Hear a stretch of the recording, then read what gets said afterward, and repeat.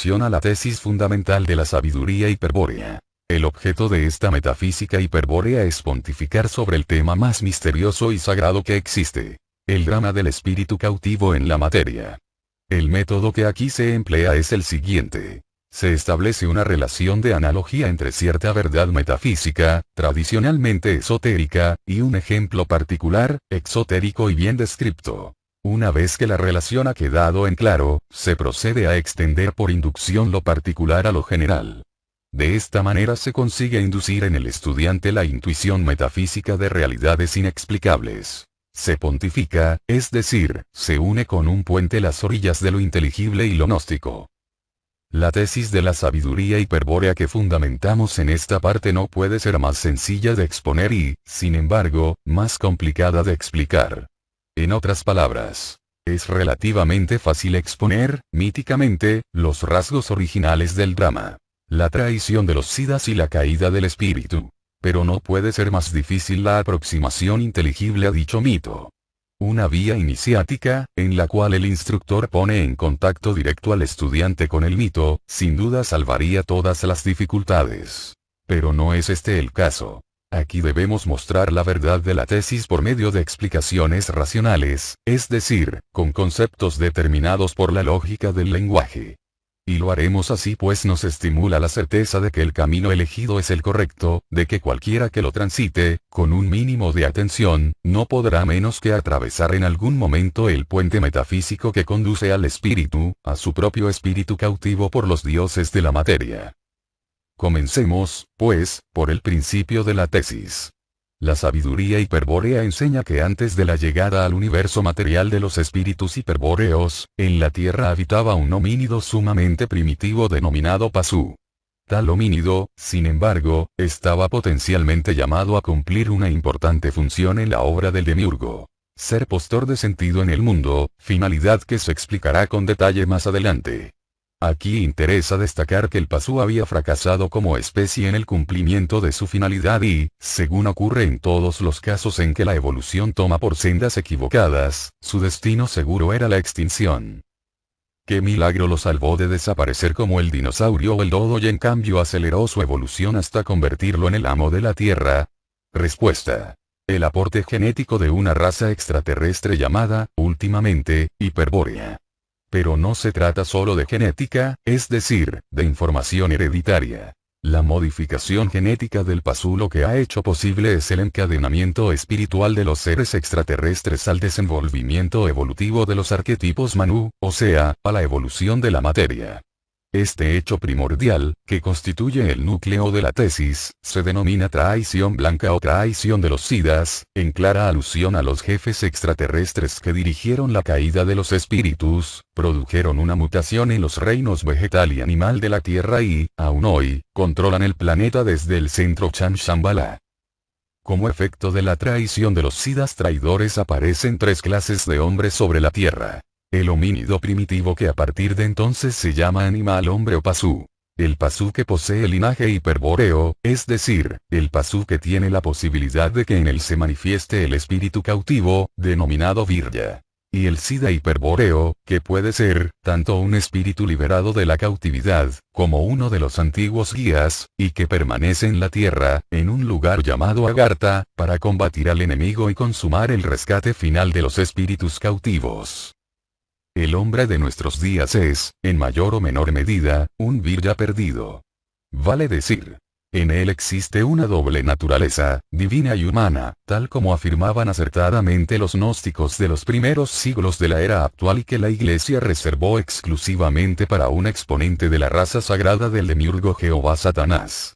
En efecto, la doble naturaleza que la Iglesia afirma poseía Jesús Cristo es, en realidad, la condición natural de todo Virya, el cual participa de la divinidad absoluta del Espíritu Eterno. Para ocultar este hecho, y evitar que el hombre se convierta en Dios, la Iglesia comenzó por destruir la gnosis con una implacable persecución y continuó por apoderarse de la verdad para aplicarla solamente a Jesús Cristo.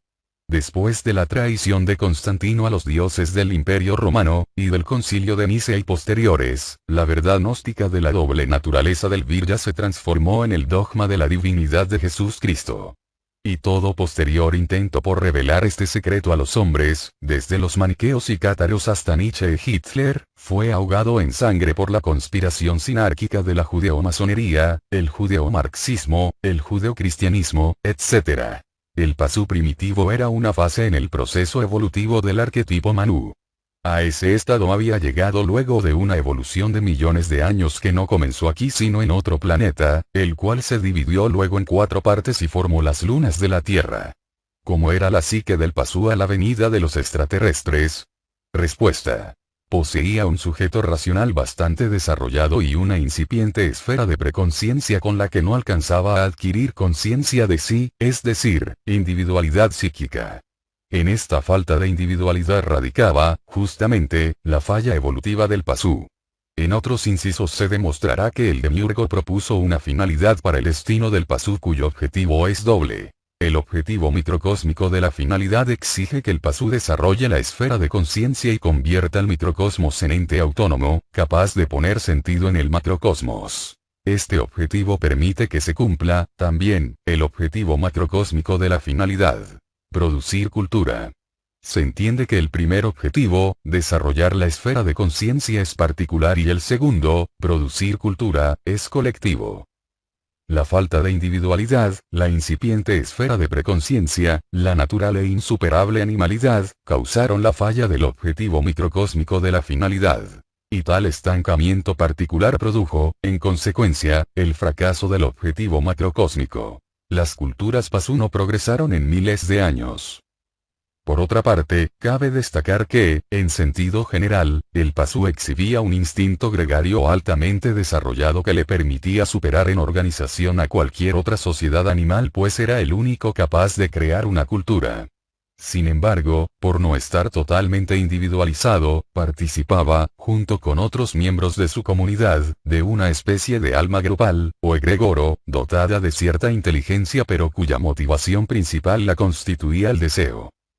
En síntesis, el encadenamiento espiritual fue perpetrado por los siddhas traidores para que el Pasú pudiese cumplir con el doble objetivo de su finalidad: desarrollar el sujeto consciente y producir cultura.